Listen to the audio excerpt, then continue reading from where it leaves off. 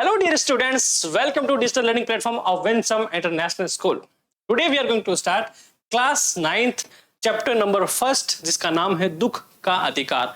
उसके हम question and answer करने वाले हैं। ये वही चैप्टर है जिसमें लेखक अपने घर पर जा रहा होता है मार्केट से, वहां वो एक बूढ़ी औरत को रोते हुए देखता है और उसी से वो दुख का हाल नहीं पूछ पाता। क्यों? क्योंकि उसके कपड़े ही कुछ ऐसे हैं कि वो उनके साथ नहीं बैठ सकता, है ना। कुछ याद है चैप्टर? बस उसी के क्वेश्चन आंसर करने वाले हैं। सो क्वेश्चन नंबर फर्स्ट है हमारा कि किसी व्यक्ति की पोशाक को देखकर हमें क्या पता चलता है। कपड़ों के बारे में क्वेश्चन है, तो सिंपल सा है कि किसी व्यक्ति की पोशाक को देखकर हमें उसका दर्जा तथा उसके अधिकारों का ज्ञान होता है। कि किसी ने अगर वर्दी पहन रखी है मतलब अफसर है, अच्छा खासा सूट बूट पहन रखा है मतलब बिजनेसमैन है, यूनिफॉर्म पहन रखी है मतलब स्टूडेंट है ना। तो ऐसे हम डिफाइन कर सकते हैं कि वो पर्सन, उनका दर्जा क्या है या फिर उनके क्या क्या राइट्स है। क्वेश्चन नंबर सेकंड, खरबूजे बेचने वाली स्त्री से कोई खरबूजे क्यों नहीं खरीद रहा था। जो बूढ़ी अम्मा थी वो मार्केट में क्या कर रही थी? खरबूजे बेच रही थी। तो उससे कोई खरबूजे क्यों नहीं खरीद रहा था? तो आंसर क्या है? खरबूजे बेचने वाली अपने पुत्र की मौत का एक दिन बीते बिना खरबूजे बेचने आई थी। सूतक वाले घर के खरबूजे खाने से लोगों का अपना धर्म भ्रष्ट होने का भय सता रहा था, इसलिए उससे कोई खरबूजे नहीं खरीद रहा था। अब यहाँ एक वर्ड आया है सूतक। ये सूतक क्या होता है? एक्चुअली हिंदू फैमिलीज में, हिंदू धर्म में, एक जब कोई व्यक्ति डेथ हो जाती है किसी की, तो एक 12 से 13 दिन का समय जो होता है उसको सूतक कहते हैं। यानी इस समय कोई भी काम हम करते हैं वो क्या होता है? वो अपवित्र माना जाता है ना। यानी उससे कोई भी वहां बाहर व्यापार वगैरह नहीं करते, वो 13 दिन तक घर के अंदर रहते हैं, ऐसा कुछ है ना। तो उसी लिए अब उसी सूतक उस घर में लगा हुआ है और लोग उससे खरीदना नहीं चाहते कि अगर हम सूतक वाले घर से कुछ सामान खरीदेंगे तो हमारा धर्म भ्रष्ट हो जाएगा। ये किसका मानना है? उन बाजार में जो लोग खरीदारी करना है उनका मानना है। प्रश्न नंबर 3, उस स्त्री को देखकर लेखक को कैसा लगा? कौन सी स्त्री को? जो मार्केट में जो खरबूजे बेच रही थी उस स्त्री को। उस स्त्री को देखकर, फुटपाथ पर रोता देखकर लेखक के मन में व्यथा उठी। वह उसके दुख को जानने के लिए बेचैन हो उठा कि क्यों ये स्त्री जोर जोर से फूट फूट कर फुटपाथ पर रो रही है। क्या वजह होगी उसके रोने की? यही जो उत्सुकता थी उसके मन में, उसके दुख को जानने की, है ना, इसलिए उसको ऐसा लग रहा था। प्रश्न नंबर 4, उस स्त्री के लड़के की मृत्यु का क्या कारण था? किसकी? उस स्त्री के लड़के की मृत्यु का, जिसका नाम था भगवाना। क्या नाम था? भगवाना उस लड़के का नाम था जिसकी मृत्यु हो चुकी थी। उस स्त्री के लड़के की मृत्यु का कारण था सांप द्वारा डस लिया जाना। वह मुंह अंधेरे खेत में, कब? मुंह अंधेरे खेत में खरबूजे तोड़ रहा था, उसी समय उसका जो पैर है वो सांप पर पड़ गया, या फिर उसे सांप पर अपना पांव रख दिया, तो फिर सांप ने उसको डस लिया। अब एक यहाँ मुहावरा है कि मुंह अंधेरे अर्थात सुबह सवेरे, सुबह सवेरे जब सूरज भी नहीं निकला होता तब का सवेरा, उसको बोलते हैं मुंह अंधेरा, है ना। ये क्या है? ये मुहावरा है। अंडरस्टैंड? ओके। क्वेश्चन नंबर 5, कि बुढ़िया को कोई भी क्यों उधार नहीं देता? अगर वो उधार मांगती किसी से पैसे तो कोई उसे उधार क्यों नहीं देता? तो जाहिर सी बात है, उसका एक ही पुत्र था जो घर चला रहा था, वो क्या हो गया था? उसकी मृत्यु हो गई थी। अब उसके पीछे उनका बैकअप नहीं है कोई, तो बैकअप नहीं है, कोई उधार भी नहीं दे रहा। तो बस वही है कि स्त्री का जो कमाऊ बेटा था, जो पूरा घर चला रहा था, वो मर चुका था। अतः पैसे वापस ना मिलने की आशंका के कारण कोई उसे इकन्नी दुवन्नी भी उधार नहीं देता। इकन्नी दुवन्नी क्या है? ये करेंसी है। पहले यानी पुराने जमाने में इकन्नी, दुवन्नी, चवन्नी ये करेंसीज चलती थी। अंडरस्टैंड? नेक्स्ट देखिए कि निम्नलिखित प्रश्नों के उत्तर 25 से 30 शब्दों में लिखिए। अब शब्द क्या होते हैं कि अक्षरों से मिलकर जो एक शब्द बनता है उसे पूरा शब्द कहते हैं, है ना। अब बच्चे क्या सोचते हैं कि 25 से 30 शब्द यानी पूरी लाइन को शब्द मान बैठते हैं और वो भर देते हैं, 25 से 30 लाइनें भर देते हैं, है ना। तो हमें वैसा नहीं करना है, हमें देखना है कि क्वेश्चन हमें कितने शब्दों में पूछा गया है उसके अनुसार। यानी जब हम 25 से 30 शब्दों की बात करें तो 4 से 5 लाइनें हमें लिखनी है कॉपी की। अंडरस्टैंड? ओके। तो क्वेश्चन नंबर 6 है हमारे पास कि मनुष्य के जीवन में पोशाक का क्या महत्व है, कपड़ों का उसके क्या महत्व है। वही बात करें कि मनुष्य के जीवन में पोशाक का बहुत महत्व है। सिंपल सी लाइन है, पोशाक ही मनुष्य की सामाजिक और आर्थिक स्थिति दर्शाती है। पोशाक ही मनुष्य को मनुष्य में भेद करवाती है। पोशाक ही उसे आदर का पात्र बनाती है तथा नीचे झुकने से रोकती है। अब ये बातें कहां कहां सिद्ध हो रही है? बात करें सामाजिक और आर्थिक स्थिति की, कि अगर किसी ने अच्छे कपड़े पहन रखे मतलब पैसे वाला है ना, समाज में उसकी अच्छी इज्जत है। और किसी ने अगर फटे हाल पुराने कपड़े पहन रखे मतलब वो गरीब परिवार से है ना, तो कपड़ों से जज किया। फिर बात करते हैं भेद की, है ना। अब जानवर तो कपड़े नहीं पहनते, इंसान कपड़े पहनते, तो सिंपल सी बात है वही भेद हो गया, है ना। मनुष्य में इंसान में भेद करवाती है। और पोशाक ही उसे आदर का पात्र, अच्छे कपड़े पहन रखे हैं मतलब अच्छे पद का व्यक्ति है ना। और वही कपड़े जो है उन्हें नीचे झुकने से रोकती है। यही बात हुई है लेखक के साथ जब वो उस बूढ़ी माई के पास आता है। अच्छा खासे कपड़े पहन रखे उसने, पर वो उस बूढ़ी माई से पूछ नहीं सकता। क्यों? क्योंकि वो फुटपाथ पर बैठी है और उनके जो वस्त्र हैं वो उस दशा में नहीं है कि उनके पास बैठकर वो पूछ सके, है ना। पुराने मैले कपड़े पहन रखे हैं वही, तो वही कपड़े जो हैं उस लेखक को मजबूर करते हैं उस स्त्री के पास बैठकर या फिर उससे उनका दुख ना जानने की। तभी वो क्या करते हैं, वो आसपास के लोगों से उस बुढ़िया का दुख जानने की कोशिश करते हैं। कौन? लेखक। पोशाक हमारे लिए कब बंधन और अड़चन बन जाती है। कपड़े हैं कि कब हमारे जो कपड़े हमारे लिए बंधन या फिर अड़चन बन जाती है, कि जब हम अपने से कम हैसियत रखने वाले मनुष्य के साथ क्या करते हैं, बात करते हैं। तो हमारी पोशाक हमें ऐसा नहीं करने देती, हम स्वयं को बड़ा मान बैठते हैं। क्यों भाई, अच्छे कपड़े पहन रखे, suit boot tie under shirt, है ना, बढ़िया पहन रखे, तो बस वही है कि बड़ा मान लिया खुद को और सामने वाले को क्या मान लेते हैं, छोटा मान लेते हैं। अरे उसने तो कपड़े भी अच्छे नहीं पहन रखे थे। उसके साथ बैठने तथा बात करने में संकोच अनुभव करते हैं। और ये सब किसके कारण होता है? सिर्फ पोशाक अर्थात कपड़ों के कारण जो हमने पहन रखे होते हैं। प्रश्न नंबर 8, लेखक उस स्त्री के रोने का कारण क्यों नहीं जान पाया? क्योंकि उस बुढ़ी अम्मा से तो पूछा नहीं गया उनसे। तो लेखक उस स्त्री के रोने का कारण इसलिए नहीं जान पाया क्योंकि रोती हुई स्त्री को देखकर लेखक के मन में एक व्यथा उठी, एक है ना उत्सुकता उठी, पर अपनी अच्छी और उच्च कोटि की पोशाक के कारण फुटपाथ पर नहीं बैठ सका। क्यों? क्योंकि वो औरत जो थी, वो बूढ़ी माई जो थी, भगवाना की माँ, वो बैठी थी फुटपाथ पर, खरबूजे बेच रही थी। और हमारे लेखक ने अच्छे खासे कपड़े पहन रखे, तो उनको कैसा फील हुआ कि उनको नीचा फील हुआ कि अगर वो वहां जाके उनसे पूछेंगे तो अपनी पोशाक के कारण उनके लिए संभव नहीं हो पाया कि वो उस बुढ़िया के पास जाकर उनके उस बुढ़िया के रोने का जो कारण है वो पूछ सके, और इसीलिए वो लेखक उनसे नहीं पूछ सके। अगला देखिए प्रश्न नंबर 9 कि भगवाना अपने परिवार का निर्वाह कैसे करता था? कैसे करता था? वो खेत से जाता, फल सब्जियां जो तोड़ के लाता वो बेचता और उसी से अपने परिवार का जो निर्वाह करता था। लिखेंगे कैसे कि भगवाना शहर के पास 1.5 बीघा जमीन, कितनी? 1.5 बीघा जमीन पर हरी तरकारियां अर्थात हरी जो सब्जियां हैं वो हरी तरकारियां तथा खरबूजे उगाया करता था। वह रोज ही उन्हें सब्जी मंडी या फुटपाथ पर बैठकर बेचा करता था और इस प्रकार वह कछियारी करके अपने परिवार का निर्वाह करता था। और ये जो प्रोसेस था उसका डेली चलता था, है ना। यानी उसने एक दिन में जो सब्जियां बेची उसके एक दिन का निर्वाह ही होता था, है ना, ज्यादा नहीं हो पाता था। तो वही है, डेली कछियारी करता था।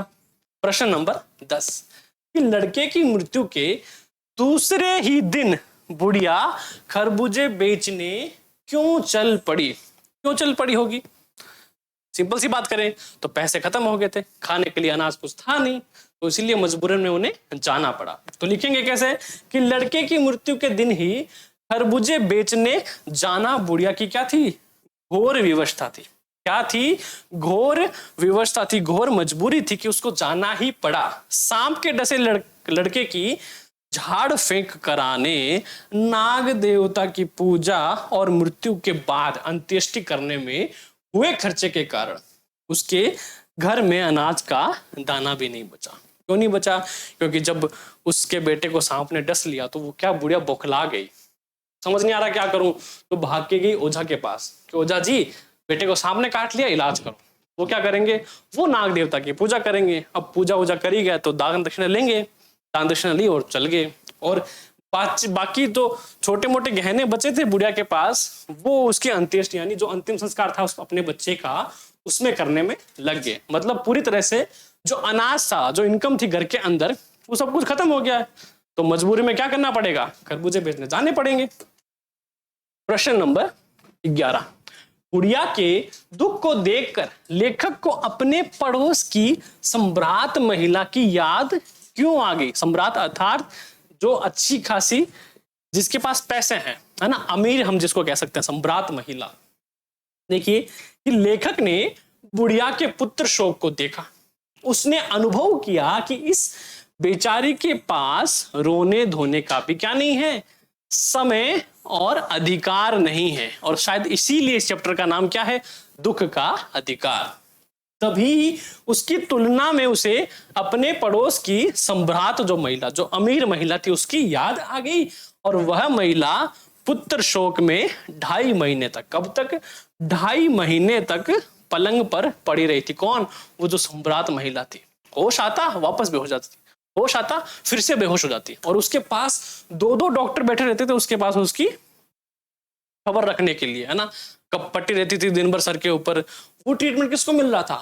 जो सम्राट थी, जो अमीर थी। बट उसका ही उल्टी बात करें, है ना, उल्टा इस बुढ़िया के बारे में बात करें तो ये क्या थी? ये गरीब थी और इनके पास इतने पैसे नहीं थे कि वो घर पे रहकर उसका शोक मना सके, है ना। उसकी व्यवस्था रही ऐसी कि उन्हें मार्केट में खरबूजे बेचने जाना पड़ा। अगली देखिए, निम्नलिखित प्रश्नों के उत्तर 50 से 60 शब्दों में लिखिए। अब आपको पता लग गया होगा कि 50 से 60 शब्दों से मेरा क्या मतलब है। नेक्स्ट क्वेश्चन देखिए, प्रश्न नंबर 12, कि बाजार के लोग खरबूजे बेचने वाली स्त्री के बारे में क्या क्या बातें कर रहे थे? अपने शब्दों में लिखिए।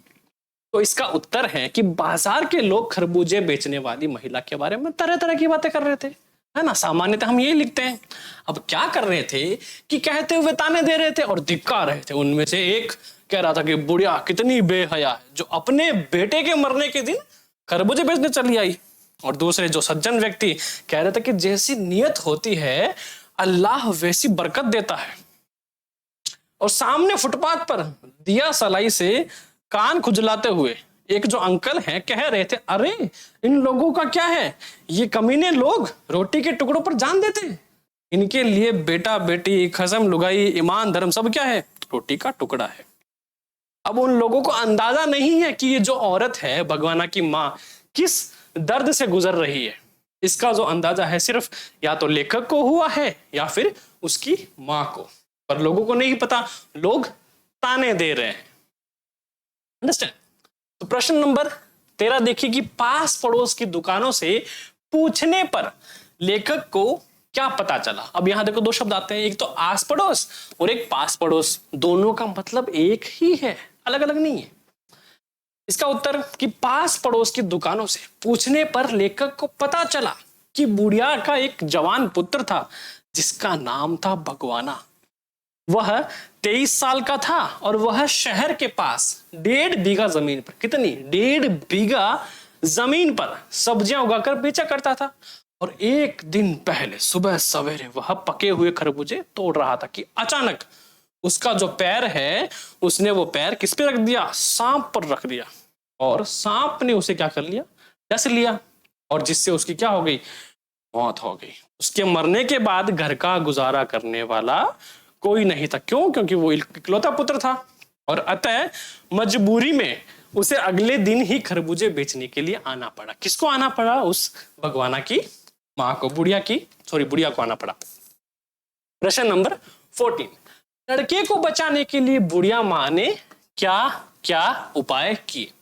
अब बुढ़िया ने वो सब उपाय किए जो वो कर सकती थी। अब बेटे को सांप ने डस लिया है तो पहले तो वो बौखला गई पूरी तरह से कि करूं क्या। डॉक्टर का तो याद आया नहीं, और शायद पहले जमाने में होते भी नहीं होंगे, इतने नजदीक दूर होते होंगे। तो क्या क्या सबसे पहले जो उपाय करना था लड़के को बचाने के लिए, बुढ़िया ने वह सब उपाय किए जो उसकी सामर्थ्य में थे। सांप का विष उतारने के लिए झाड़ फेंक करने वाले ओझा को बुला लाई। ओझा ने क्या करा, झाड़ फेंक करी, नाग देवता की पूजा करी और घर का आटा और अनाज दान दक्षिणा के रूप में दे दिया। उसने अपने बेटे के पैर पकड़कर विलाप करा, बहुत जोर से रोई, पर उससे जहर तो उतरा नहीं था और विष के प्रभाव से शरीर पूरा काला पड़ गया और वह जो भगवाना था वो मृत्यु को प्राप्त हो गया। तो इस तरह क्या हो गया, भगवाना की मौत हो गई और जो इसके परिवार का चिराग था वो बुझ गया। प्रश्न नंबर 15, लेखक ने बुढ़िया के दुख का अंदाजा कैसे लगाया, कंपेयर करके किससे। एक सम्राट मतलब अमीर जो महिला थी उसके घर के पास, उसके दुख से इस बुढ़िया के दुख को कंपेयर करके अंदाजा लगाया। कि लेखक ने बुढ़िया के दुख का अंदाजा लगाने के लिए अपने पड़ोस में रहने वाली एक सम्राट महिला अर्थात अमीर महिला को याद किया। उस महिला का पुत्र भी पिछले वर्ष चल बसा था। तब वह महिला 2.5 मास तक मतलब 2.5 महीने तक पलंग पर पड़ी रही। उसे अपने पुत्र की याद में क्या आती, मूर्छा आती, बेहोश हो जाती और वह हर 15 मिनट बाद मूर्छित हो जाती। 2 डॉक्टर हमेशा उसके सिरहाने पर बैठे करते थे। कितने, 2 डॉक्टर, और उसके माथे पर हमेशा बर्फ की पट्टी रखी रहती थी। पुत्र शोक मनाने के सिवाय उसे कोई होश आवास नहीं था। क्यों? क्योंकि उसके कंधों पर कोई भी जिम्मेवारी नहीं थी, ना ही कोई जिम्मेवारी थी। बिल्कुल सही। उस महिला के दुख की तुलना करते हुए उसे अंदाजा हुआ कि इस गरीब बुढ़िया का दुख भी कितना बड़ा होगा। दुख तो बड़ा होना ही है, एक माँ का जो पुत्र है वो उससे छीन गया है। अब पुत्र जब उनसे दूर जा चुका है तो माँ को तो वियोग होगा ही, है ना। और दूसरी बात, कमाने वाला सिर्फ वही एक बेटा, और इसके घर का तो पूरा वो चिराग क्या बुझ गया है। अब माँ को दुख होगा और वही दुख जो है वो उसके आसपास के लोग नहीं समझ पाए। प्रश्न नंबर 16, इस पाठ का शीर्षक दुख का अधिकार कहां तक सार्थक है। कि दुख का अधिकार कहानी को पढ़कर ऐसा लगता है कि सम्राट व्यक्तियों का दुख ज्यादा भारी होता है, अर्थात जिनके पास पैसे हैं, धन दौलत है, बहुत अमीर है, उनका दुख और उन्हें दुख व्यक्त करने का अधिकार है। उनके दुख को देखकर आसपास के लोग भी दुखी नहीं होते, बल्कि उनके प्रति सहानुभूति भी दर्शाते कि अरे अरे कितना बुरा हुआ इस लेडी के साथ, बहुत बुरा हुआ। और वहीं ठीक उसी प्रकार से दुख से जब कोई गरीब दुखी होता है तो लोग क्या करते हैं, उसका सिर्फ उपहास ही नहीं करते बल्कि उससे घृणा भी प्रकट करते हैं। वे तरह तरह की बातें बनाकर उस पर कटाक्ष करते हैं कि मानो गरीब को दुख मनाने का कोई अधिकार ही नहीं है। और इस पाठ की पूरी कहानी इसी दुख के आसपास घूमती है। अतः यह शीर्षक पूर्णतः सार्थक है। बिल्कुल सही जो है इस चैप्टर का जो टाइटल है बिल्कुल सही है कि दुख का अधिकार सभी को होता है, चाहे वो अमीर हो चाहे गरीब हो। दुख की कोई तुलना थोड़ी कर सकता है, कोई तुलना नहीं है। बस समाज जो है उसने इस दुख को अलग अलग रूपों में बांट दिया है। कि निम्नलिखित के आशय स्पष्ट कीजिए, अर्थ बताने हमें। प्रश्न नंबर 17, कि जैसे वायु की लहरें कटी हुई पतंग को सहसा भूमि पर नहीं गिर जाने देती, उसी तरह खास परिस्थितियों में हमारी पोशाक हमें झुक सकने से रोकती है, बिल्कुल झुकने नहीं देती, है ना। पुष्पराज, लेखक कहना चाहता है कि हमारी पोशाक और हमारी हैसियत हमें नीचे गिरने और झुकने से रोकती है। जिस प्रकार हवा की लहरें पतंग को एकदम नीचे नहीं गिरने देती, है ना, वो एकदम बल खाती, लहराती, फिर जमीन पे गिरती है ना, बल्कि धीरे धीरे गिरने की इजाजत देती है। ठीक उसी प्रकार हमारी पोशाक हमें अपनी से नीचे हैसियत वालों से एकदम अचानक से जो मिलने जुलने नहीं देती। हमें उनसे मिलने में क्या होता है, संकोच होता है। और यही संकोच लेखक को हुआ था जब वो बुढ़िया रो रही थी उससे मिलने में, उससे पूछने में कि आंटी जी आपको क्या दुख है ना। इनके लिए बेटा बेटी, खसम लुगाई, धर्म ईमान, सब रोटी का टुकड़ा है। आशय है कि भूखा आदमी कौन सा पाप नहीं करता, अर्थात वह हर पाप करने को तैयार रहता है कि जिस विवश और लाचार व्यक्ति के पास घर में खाने के लिए एक दाना भी न हो, वह अपने सारे कर्म रोटी के इंतजाम में, किसमें, रोटी के इंतजाम के लिए ही करेगा और रोटी पा लेना ही उसकी प्राथमिकता होगी। और इस प्राथमिकता के लिए वह हर तरह के कर्म करने के लिए तैयार रहता है कि चाहे वो कर्म दूसरों की नजर में सही हो चाहे गलत हो, क्योंकि पेट की आग है वो सर्वोपरि है।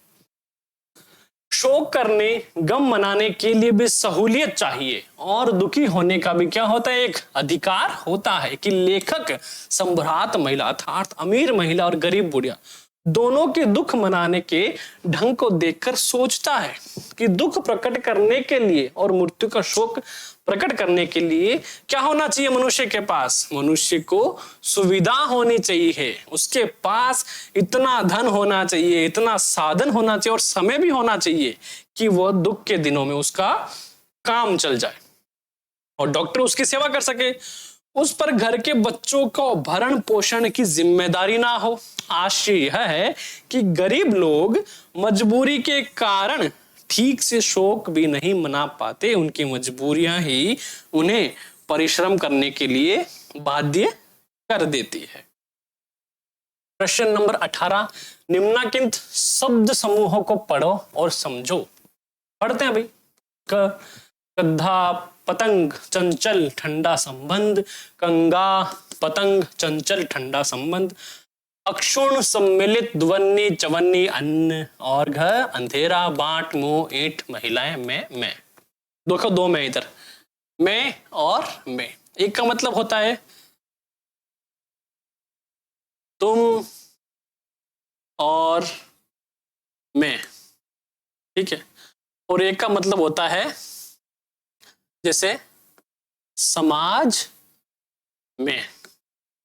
एक अंदर के सेंस में आता है और एक आई के सेंस में आता है। ध्यान दो कि ड न न और म ये पांचों क्या है, पंचमा अक्षर कहलाते। क्यों? क्योंकि उस वर्ण रेखा के अंतिम अक्षर यानी पांचवें अक्षर होते हैं और इनके लिखने की विधियां ऊपर देखी हमने, बिल्कुल देख ली।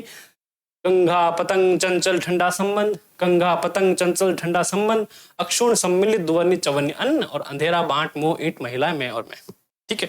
और इसी रूप में या अनुस्वार के रूप में क्या होता है, इन्हें दोनों में किसी भी तरीके से लिखा जा सकता है और दोनों ही क्या है, शुद्ध है। हाँ, एक पंचमा अक्षर जब दो बार आए, कितनी बार आए, दो बार आए, तो अनुस्वार का प्रयोग नहीं होगा। क्या नहीं होगा, अनुस्वार का प्रयोग नहीं होगा। जैसे अम्मा अन्न आदि, इसी प्रकार इनके बाद यदि अंतस्थ क्या आएगा, य र ल व और उष्म अर्थात जिसमें जो जीभ है हमारी ऊपर व तालुका पे टच कर दिया, श श स ह आदि हो तो अनुस्वार का प्रयोग होगा, परंतु उसका उच्चारण पंचम वर्णों में किसी भी एक वर्ण की भांति हो सकता है। जैसे बात करें कि संशय संरचना में क्या है, न, संवाद और संहार में क्या है, म है। तो एक तो हम इसको आधा भी लिख सकते हैं हलन करके संरचना, और एक उसका अनुस्वार के रूप में प्रयोग हुआ है। अब बात करें यह ऊपर, यह चिन्ह जो है अनुस्वार का है, क्या है, अनुस्वार का, और यह चिन्ह अनुनासिक का। इन्हें क्रमशः बिंदु क्या कहते हैं, बिंदु और चंद्र बिंदु भी कहते हैं। दोनों के प्रयोग और उच्चारण में अंतर है। अनुस्वार का प्रयोग व्यंजन के साथ होता है और अनुनासिक का प्रयोग स्वर के साथ। जो पूरा मैटर है इन दो लाइनों में खत्म हो रहा है। क्या हो रहा है कि अनुस्वार का प्रयोग व्यंजन में होता है। व्यंजन कौन से, अ आ इ ई उ ऊ, इन स्वरों को छोड़कर जितने भी सारे आते हैं वो सारे व्यंजन कहलाते हैं। यानी क ख से लेकर ग तक सारे क्या हैं, व्यंजन हैं। और क से पहले अ आ इ ई उ ऊ आते हैं वो सारे क्या हैं, स्वर हैं। तो अनुस्वार का प्रयोग व्यंजन के साथ होगा और अनुनासिक का प्रयोग स्वर के साथ होगा। अंडरस्टैंड। प्रश्न नंबर 19। निम्नलिखित शब्दों के पर्याय लिखिए। पर्याय ही पर्यायवाची है ना। तो पहला देखिए, ईमान अर्थात सच्चाई। बदन क्या है? शरीर है। काया है, अंदाजा, अनुमान लगाया, आकलन। बेचैनी क्या हो गई? मुझे व्याकुलता हो गई, अकुलाहट हो रही है, बेचैनी हो रही है। और मेरा गम अर्थात मेरा दुख, मेरी पीड़ा, मेरा वियोग, है ना। दर्जा क्या बोलते हैं? दर्जा, श्रेणी, पदवी या फिर पद।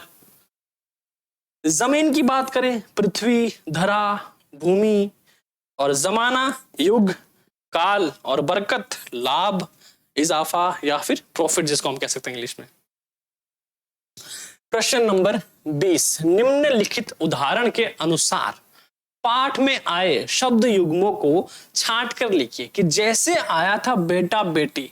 उस व्यक्ति ने बोला ना, जो कान खुजा रहे थे दिया सलाई से, कि इनके लिए खसम लुगाई, बेटा बेटी सब क्या है? रोटी का टुकड़ा है। तो वही सारे आगे कि खसम लुगाई, पोता पोती, झड़ना फूकना, छन्नी ककना, दुवन्नी चवन्नी। ये क्या हो गए? ये हो गए शब्द युग्म। खसम लुगाई, पोता पोती, झड़ना फूकना, छन्नी ककना, दुवन्नी चवन्नी। अंडरस्टैंड। प्रश्न नंबर 21। पाठ के संदर्भ के अनुसार निम्नलिखित वाक्यांशों की क्या कीजिए? व्याख्या कीजिए। अभी कर देते हैं। शब्द क्या है? बंद दरवाजा खोल देना, निर्वाह करना, भूख से बिलबिलाना, कोई चारा ना होना और शोक से द्रवित हो जाना। तो पहला क्या है? बंद दरवाजा खोल देना। क्या कर दिया? ऊपर वाले ने छप्पर फाड़ के दरवाजा खोल दिया। अच्छी और उत्तम कोटि की पोशाक देखकर प्रभावित हो जाते हैं लोग, और इस प्रभाव में आकर वह ऐसी पोशाक धारण करने वालों के मुश्किल लगने वाले काम आसानी से कर देते हैं कि जो कठिन माने जाते हैं। तो क्या करती है? पोशाक बंद दरवाजे खोल देती है ना। निर्वाह करना अर्थात जीवन व्यतीत करना या फिर चलाना। बुढ़िया का बेटा भगवाना 1.5 बीघा जमीन पर खेती करता है, सब्जियां उगाता, और उन्हें बेचकर ही अपने परिवार का क्या कर रहा था? निर्वाह कर रहा था। भूख से बिलबिलाना, बुढ़िया के पोती जानते थे कि उनके पिता की क्या हो गई? मृत्यु हो गई, पर भूख का दुख जो है उनके लिए इससे भी बढ़कर था, और भूख रोक ना सके और बिलबिला उठे। भूख जो है ना, एक ऐसी पेट के आगे जो किसी से बर्दाश्त नहीं होती। अब उनको पता है बेटों को कि मेरे पिता की मृत्यु हो चुकी है, इसके बावजूद वो अपनी भूख नहीं रोक सके। कोई चारा ना होना, घर में अनाज का एक भी दाना ना होने के कारण बुढ़िया के सामने और कोई चारा नहीं रह गया था जिससे वह अपनी भूखी और बीमार बहू को कुछ दे सके। इसलिए वह खरबूजे बेचने को क्या थी? विवश थी, और उसी को लोग क्या कर रहे थे? ताने मार रहे थे, क्योंकि लोगों को अंदाजा नहीं कि किस दौर से वो औरत जो है वो गुजर रही है।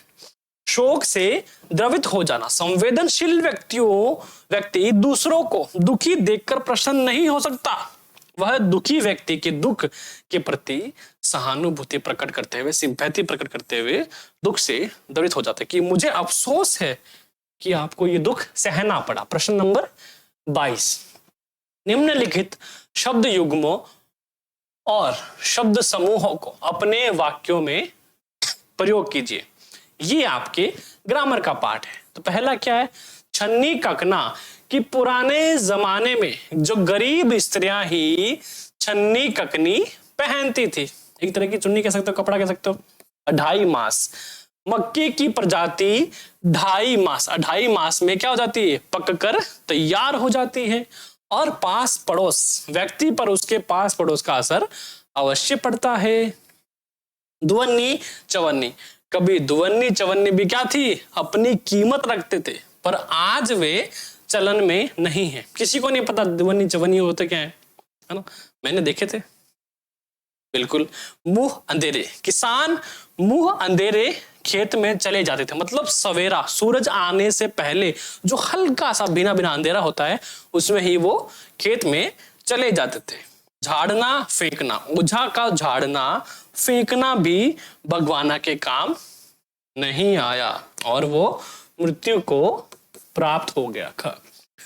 फफक फफक कर रोना या फिर फफक फफक कर। मेले में माँ बाप से बिछड़ा बच्चा फफक फफक कर रो रहा था, अर्थात फूट फूट कर, जोर जोर से, तड़प तड़प कर रो रहा था, तड़प तड़प कर। अंग्रेजी राज्य में कैदियों को तड़प तड़प कर मरना पड़ता था, लिपट लिपट कर। भगवाना की पत्नी और बच्चे उससे लिपट लिपट कर क्या कर रहे थे?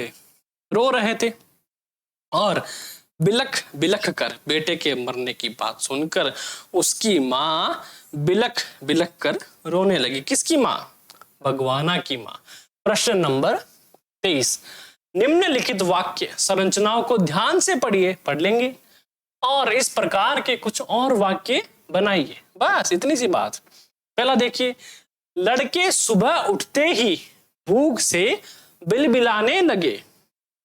दूसरा, उसके लिए तो बजाज की दुकान से कपड़ा लाना ही होगा। तीसरा, चाहे उसके लिए मां के हाथों के छन्नी ककना ही क्यों ना बिक जाए। तो पहला है, सुबह उठते ही किसान खेत की ओर चल पड़े, उठते ही चल पड़े और उठते ही चल पड़े। प्रश्न दूसरा, इस सप्ताह तक बच्चे की फीस क्या करनी है? जमा करानी है, करनी ही होगी।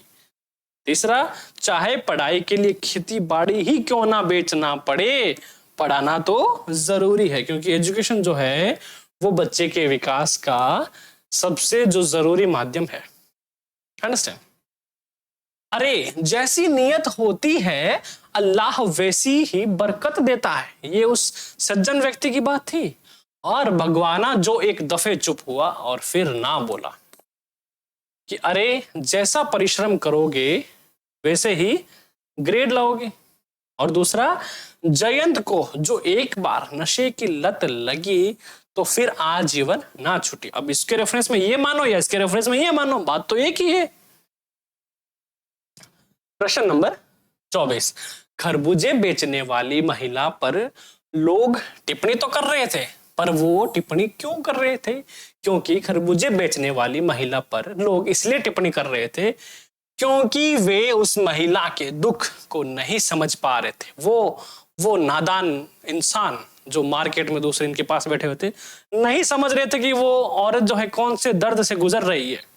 और उन्हें तो बस उस महिला की लालच दिखाई दे रही थी कि अरे अच्छा, ये तो मार्केट में खरबूजे बेचने आई है ना। बूढ़ी महिला द्वारा खरबूजे बेचे जाने को लोग घृणित कार्य क्यों समझ रहे थे? कि बूढ़ी महिला द्वारा खरबूजे बेचे जाने को लोग घृणित कार्य इसलिए समझ रहे थे क्योंकि उस महिला के घर में क्या था? सूतक था, जो पहले बहुत प्रचलित था। इस सूतक में उसके हाथ से खरबूजे खरीदने और खाने से उनका क्या हो जाता? धर्म जो है वो भ्रष्ट हो सकता था, ऐसा वो लोग मान रहे थे। वही लेखक ने लिखा, बुढ़िया को खरबूजे बेचते देख लोग किन किन विशेषणों का प्रयोग करने लगे, उनका ऐसा कहना कितना उचित था। अब बात करते हैं विशेषण की। विशेषण क्या होते हैं? विशेषण वो शब्द होते हैं जो किसी भी वर्ड या फिर किसी भी लाइन की विशेषता बताते हैं, यानी ऐसे वाक्य जो शब्दों की विशेषता बताते हैं विशेषण कहलाते हैं, है ना। जैसे मैं तारीफ कर रहा हूं कि दीपक सर बहुत अच्छे हैं, तो अच्छे क्या है? अच्छे विशेषण है। किसकी तारीफ हो रही है? दीपक सर की हो रही है ना, तो वही विशेषण का वाक्य हो गया। उत्तर, की बुढ़िया को खरबूजे बेचते देख लोग क्या कह रहे थे? लालची कह रहे थे। अच्छा, उसने करोड़ों रुपए कमा लिए। बेहया, कमीने लोग जैसे विशेषणों का प्रयोग कर रहे थे, उनका ऐसा कहना तनिक भी उचित नहीं था। बिल्कुल कहां उचित था, है ना। लालची तो ऐसे कह रहे थे, पता नहीं उसने करोड़ों रुपए कमा लिए, बट ऐसा था क्या? नहीं, क्योंकि बुढ़िया लालच या धन कमाने के लिए खरबूजे नहीं बेच रही थी, वो तो बस उसकी मजबूरी थी, क्योंकि उसकी बहू बीमार बेड पे थी और बच्चे भूख से तड़प कर रो रहे थे, है ना। तो क्या थी? खरबूजे बेचकर बेचना उसकी मजबूरी थी। प्रश्न नंबर 27, खरबूजे बेचने आई महिला फफक फफक कर अर्थात बिलख बिलख कर, फूट फूट कर क्यों रोए जा रही थी? तो खरबूजे बेचने आई महिलाएं इसलिए फफक फफक कर रोई जा रही थी क्योंकि एक दिन पहले ही उसका जवान बेटा सांप के डसने से चल बसा और उसके घर में उसके पोते पोती, किसके? उस बुढ़िया के। भगवाना तो बेटा था इसका, तो उसके तो बेटे हुए। और भगवाना की जो पत्नी यानी बीमार बहू के लिए कुछ भी खाने को नहीं था और शोक मनाने की जगह खरबूजे बेचने की विवशता और बेटे के दुख के कारण वह फफक फफक कर रो रही थी। शायद इसलिए रो रही होगी कि ऐसा कुछ कंडीशन हो गई है कि वो अपने बच्चों की भूख नहीं मिटा पा रही है ना, और ऐसे समय में वो अपने जो बच्चे के मरने का दुख था वो भी वो व्यक्त नहीं कर पा रही थी। कि बुढ़िया की उस विवशता का उल्लेख कीजिए जिसके कारण उसे सूतक में भी खरबूजे बेचने जाना पड़ा। सूतक मैंने बताया क्या था, 12 से 13 दिन का समय होता है। और बुढ़िया के जवान बेटे को सांप ने डस लिया था। ओझा ने झाड़ फेंक करवाने और नाग पूजा के बाद दान दक्षिणा देने में घर का अनाज और आटा चला गया। और उसके कफन के इंतजाम में साधारण जेवर जो छोटे मोटे थे वो भी क्या हो गए? बिक गए। और भूख से बिल बिलाते पोते पोते और बीमार बहू की भूख शांत करने की व्यवस्था में उसे सूतक में भी क्या करना पड़ा? खरबूजे बेचने जाना पड़ा। प्रश्न नंबर 29, आज अच्छी पोशाक की आवश्यकता एवं महत्व क्यों बढ़ गया है? अच्छा पहनोगे तो अच्छा दिखोगे। तो आज अच्छी पोशाक की आवश्यकता एवं महत्व इसलिए बढ़ गया क्योंकि अच्छी पोशाक से पता चलता है कि व्यक्ति क्या है, जो हैसियत है, उसका जो पद है वो अच्छा है। पोशाक के कारण व्यक्ति सम्मान का पात्र समझा जाता है और पोशाक से ही कुछ लोगों के कठिन काम सरलता से हो जाते हैं, है ना। बिल्कुल। बुढ़िया से खरबूजे खरीदने में लोगों को क्या डर सता रहा था? डर सता रहा था उनके धर्म भ्रष्ट होने का। बुढ़िया अपने जवान बेटे की मृत्यु के दूसरे दिन ही खरबूजे बेचने बाजार में बैठे और उसके घर में क्या था? सूतक था। और ये बात उन लोगों को पता थी, क्योंकि पता हो जाती फिर। बुढ़िया से खरबूजे खरीदने पर लोगों को यह डर सता रहा था कि उन्हें क्या लग जाएगा? पाप लग जाएगा, उनका धर्म भ्रष्ट हो जाएगा। शायद इसी कारण वो उनसे खरबूजे नहीं खरीद रहे थे। कि अपने बेटे का इलाज ओझा से कराना बुढ़िया को किस तरह भारी पड़ा। भारी पड़ा ना, उसने अपने बेटे को खो दिया। कि जवान बेटे को सांप ने डस लिया और उसे सुनते ही बुढ़िया क्या होगी? बावली होगी, बौखला गई और वह भाग कर किसको बुला लाई? ओझा को। शायद डॉक्टर वहां या तो मौजूद नहीं थे या फिर उस समय डॉक्टर इतने नजदीक नहीं हुआ करते थे। और ओझा ने झाड़ फूक किया, नाग देवता की पूजा की, दान दक्षिणा लिया, किंतु उसके बेटे भगवाना की जान नहीं बच सकी। और इस तरह ओझा से इलाज कराना क्या हो गया? बुढ़िया को भारी पड़ गया और उसका बेटा जो भगवाना वो चल बसा। भगवाना के इलाज और उसकी विदाई के बाद घर की आर्थिक स्थिति पर क्या प्रभाव पड़ा? तो भगवाना के इलाज में ही घर का आटा और अनाज क्या हो गया था? खत्म हो गया था। और उसके बाद उसकी मृत्यु के बाद उसके लिए कफन के इंतजाम में जो छोटे मोटे आभूषण थे वो भी क्या हो गए? बिक गए। अब उसके घर में खाने के भी क्या पड़ गए? लाले पड़ गए। और इस तरह घर की जो आर्थिक स्थिति वो क्या हो गई? बिल्कुल खराब हो गई। प्रश्न नंबर 33, भगवाना का मुंह अंधेरे खरबूजे तोड़ना किस तरह जानलेवा साबित हुआ? तो भगवाना अपने खेत में कहा जाता था, मुंह अंधेरे ही पके खरबूजे तोड़ने चला गया था। मतलब सूरज नहीं उगा था और अंधेरे में कब पता किसके ऊपर पांव टिक गया? तो भगवाना किसके ऊपर टिका? सांप पर टिक गया। और सांप थोड़ी जाएगा चुपचाप, तो वहां गीली मेड़ की तरावट में विश्राम करते हुए सांप पर उसका पैर गिर गया और वह हल्का अंधेरा होने के कारण देख ना सका कि किस पर उसका पांव रखा है ना। तो सांप को उसको पता नहीं चला और सांप के डसने से उसकी मृत्यु हो गई। और इस तरह मुंह अंधेरे खरबूजे तोड़ना उसके लिए जानलेवा सिद्ध हुआ, क्योंकि थोड़ी दुखा उसको, भाई हमने सांप पे पांव रख दिया है और सांप जब सांप के ऊपर पांव गिरेगा तो वही थोड़ी होगा, ठीक है कोई बात नहीं, बैठा हूं, हटा लेगा। सांप तो अपना बचाव करेगा। तो बचाव के चक्कर में सांप ने डसा भगवाना को और वो जहर था वो भगवाना के शरीर में फैल गया। बुढ़िया को रोते देखकर लेखक चाहकर भी क्या नहीं कर सके। खरबूजे बेचने वाली बुढ़िया को रोता देखकर लेखक ने उसके दुख को महसूस किया बुढ़िया के पास बैठकर अपने हृदय की अनुभूति प्रकट करना चाहता था कि मैडम मुझे बहुत अफसोस हुआ, है ना, पर वो कर नहीं सका। पर अपनी पोशाक के कारण वो चाहकर भी ऐसा नहीं कर सका। कौन? लेखक। प्रश्न नंबर 35, बुढ़िया के दुख से दुखी लेखक को किसकी याद आई? उसको आई उस सम्राट, जो पैसे वाली महिला थी, लेडी थी, उनकी याद आई कि खरबूजे बेचने आई महिला को रोती देखकर लेखक ने उसके दुख का महसूस किया और वह भी क्या हो गया? दुखी हो गया बेचारा। और बुढ़िया को शोक मनाने का भी अवसर न मिल पाया था और यह सोचकर उसे अपनी पड़ोस की जो सम्राट महिला थी, जो अमीर महिला थी, उसकी याद आ गई, जो इस परिस्थिति में 2-2.5 महीने तक बिस्तर से भी नहीं उठ पाई थी। और उसके मुकाबले जब हम बुढ़िया को कंपेयर करें तो वो तो अगले दिन ही चली गई थी मार्केट में खरबूजे बेचने। प्रश्न नंबर 36 कि बुढ़िया के बेटे की मृत्यु से उसे जान और माल दोनों की हानि हुई और दुख का अधिकार पाठ के आधार पर स्पष्ट करना है हमें। तो देखिए कि बुढ़िया का कितने साल का बेटा था? 23 साल का बेटा था और वही क्या था? कमाने वाला इकलौता बेटा था। और जब वो खेत में गया क्या करने? खरबूजे तोड़ने, तो सांप पर उसका पैर गिरा तो सांप ने क्या कर लिया? डस लिया। वो थोड़ी चुप रहेगा, उसको थोड़ी पता कि ये भैया पांव हटाने वाले हैं। तो पांव रखा, सांप ने डस लिया और जहर पूरे शरीर में फैल गया और फैलने से क्या हो गई? मौत हो गई। और डॉक्टर के नाम पर उसको किसको दिखा? बुढ़िया को सिर्फ ओझा दिखाई दिया, क्योंकि या तो शायद वहां डॉक्टर नहीं होंगे या फिर उनको उस समय याद नहीं आई। तो अपने पुत्र को भी खो गया, जान और माल दोनों की हानि। तो लिखें किस प्रकार कि उसका एकमात्र जो कमाऊ सदस्य था वह शहर के पास की 1.5 बीघा भूमि, कितनी? 1.5 बीघा भूमि पर सब्जियां उगाकर घर का जो गुजारा वो चलाता था। और उसकी मृत्यु होने से घर में कोई कमाने वाला नहीं बचा। मृत्यु कैसे हुई? उसकी मृत्यु सांप के काटने से हुई और सांप के काटने का इलाज करने के लिए उसकी मां किसको बुला लाई? ओझा को। और जब ओझा आएंगे तो क्या करेंगे? वो करेंगे नाग देवता की पूजा और साथ में झाड़ फूंक। और इतना करने के बाद क्या करेंगे? वो दान दक्षिणा तो लेंगे।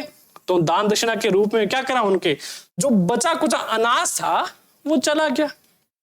अब बचा कि कफन की व्यवस्था करने के लिए उसके पास जो भी हल्के जो जेवर बचे थे वो कफन की व्यवस्था में चले गए और जिससे बुढ़िया के पोते पोती को खाने के लाले पड़ गए, क्योंकि घर में कुछ खाने को था नहीं। और इस प्रकार बुढ़िया के बेटे की मृत्यु से जान और माल क्या हो गई? दोनों की हानि उठानी पड़ी। प्रश्न नंबर 37 कि भगवाना कौन था और उसकी मृत्यु किस तरह हुई थी? तो भगवाना 23 साल का लड़का था। भगवाना खरबूजे बेचने वाली महिला का 23 वर्षीय बेटा था। वह अपने घर का एकमात्र इकलौता कमाऊ सदस्य था, यानी कमाने वाला, जो शहर के पास 1.5 बीघा जमीन पर क्या उगाता? सब्जियां, तरकारियां या फिर खरबूजे उगाया करता था। और वह मुंह अंधेरे खेत में पके तरबूजे तोड़ने गया ताकि उन्हें इकट्ठा कर बाजार में बेच सके और उन आए हुए पैसों से अपने घर चला सके।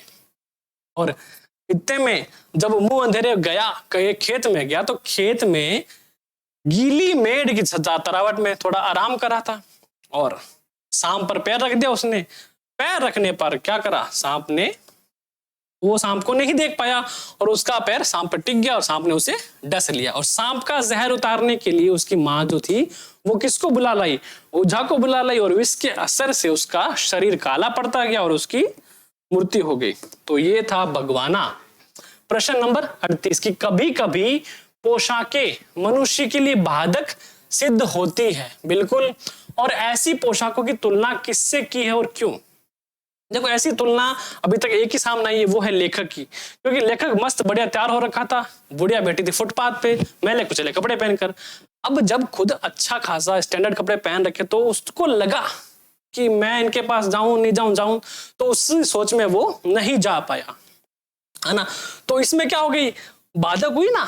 तो मनुष्य जब अपनी अच्छी पोशाक पहनकर कहीं आ जा रहा होता है, उसी समय जब वह निम्न श्रेणी यानी अपने से निम्न समझे जाने वाले को दुखी देखता है, वो क्या चाहता है कि मैं अपना दुख व्यक्त करूं, है ना, थोड़ा सा विनम्र हो जाए उनके प्रति, वह उसके दुख से द्रवित होकर उसके दुख के प्रति अपनी सहानुभूति अर्थात सिंपैथी व्यक्त करना चाहता है, परंतु वह अपनी अच्छी पोशाक के कारण चाहकर भी ऐसा नहीं कर पाता। और लेखक ने ऐसी ही पोशाक की तुलना हवा में लहराती जो कटी पतंग है ना, जो आराम से ऐसे लहराते लहराते लहराते गिरती है, अचानक से नहीं गिरती, तो उसी पोशाक से करी है।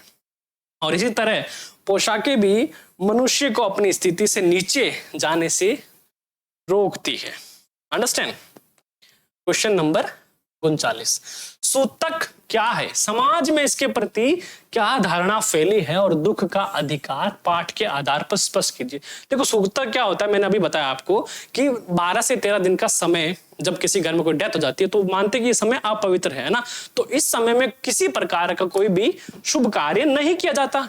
बस वही सूतक है कि हिंदू परिवारों में जब किसी की मृत्यु होती है तो इस दिन से 13 दिनों तक, कितने 13 दिनों तक घर को अपवित्र माना जाता है और इन दिनों में कोई भी मांगलिक अर्थात शुभ कार्य नहीं किया जाता। और 13 दिनों की इस अपवित्रता की स्थिति को सूतक कहते हैं। और समाज में सूतक के प्रति यह धारणा फैली है कि इस स्थिति में उस परिवार के हर सदस्य क्या होते हैं, हर वस्तु अपवित्र होते हैं। तो ना उन व्यक्तियों से ज्यादातर मिलता है, ना उनसे कोई ली गई वस्तु का उपभोग किया जाता है। और इन सदस्यों के हाथों से ली गई वस्तु खाने पीने से व्यक्ति का क्या होता है, धर्म और ईमान नष्ट हो जाता है। ये मान्यता थी पहले और वह पाप का भागीदार बनता है। और शायद इसी पाप के भागीदार न बनने के कारण जो बाजार में लोग थे उस बुढ़िया से खरबूजे नहीं खरीद रहे थे और ऐसे में लोग सूतक से बचने का हर संभव प्रयास करते हैं। अच्छा, एक होता है सूतक जो कब होता है, जब मरने पर जब पैदा होता है तब भी एक शब्द आता है सुआ। क्या बोलते हैं उसको, सुआ कहते हैं, है ना। तो सूतक हो गया मरने पर और सुआ हो गया जन्म लेने पर किसी के। अंडरस्टैंड। प्रश्न नंबर 40 कि दुख का अधिकार पाठ में किस सामाजिक बुराई की ओर संकेत करता है।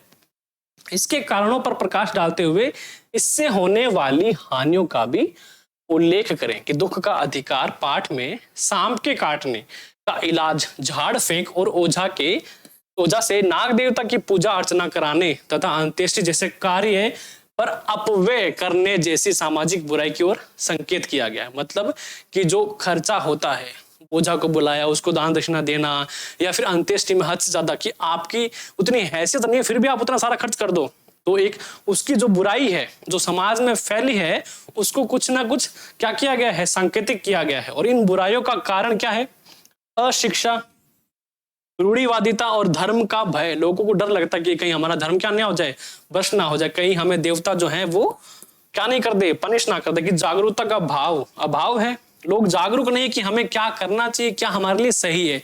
इसलिए कहते हैं कि जो शिक्षा है वो मनुष्य के लिए बहुत ज्यादा जरूरी है और जिसके कारण अनपढ़ और ग्रामीण लोग इन बुराइयों का सरलता से शिकार बन जाते हैं। इसमें फंसकर वे अपना धन और समय ही नहीं गंवाते बल्कि पीड़ित और अपने प्रिय व्यक्ति की जान से भी हाथ धो बैठते हैं। और इसकी सबसे अधिक मार गरीब परिवारों पर पड़ती है जिन्हें बाद में खाने के भी लाले पड़ जाते हैं। हमने यहाँ दो चीजें देखी, एक तो सम्राट महिला जिसके पास अंधाधुंध पैसा था, है ना, 2.5 महीने तक पलंग में पड़ी रही, जब उठती होश आता वापस बेहोश हो जाती, दो डॉक्टर उनकी चाकरी करने लगे हुए थे। और वहीं जब बुढ़िया की इस बेटे को सांप ने डस लिया, बौखला गई है ना, समझ में नहीं आया क्या करूं, तो किसको बुला लाई, ओझा को बुला लाई, नाग देवता की पूजा कराई, अर्चना कराई और दान दक्षिणा में जो था उसके पास दे दिया उसको।